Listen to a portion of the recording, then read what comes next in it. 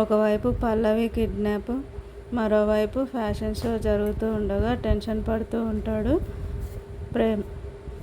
పల్లవి kidnap అయి తప్పించుకున్నా కూడా తను బయటపడి యాక్సిడెంట్కి గురవుతుంది.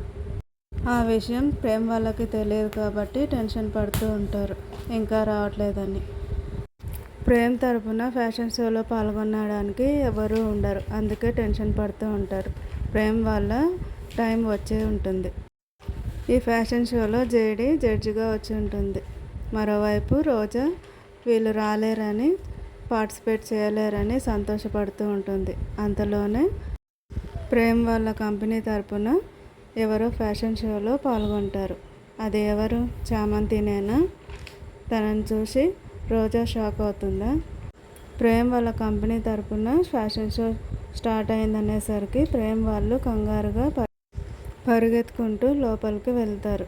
ఎవరు వాళ్ళ కంపెనీ తరపున ఫ్యాషన్ షోలో పార్టిసిపేట్ చేస్తున్నారా అని తెలుసుకోవడానికి.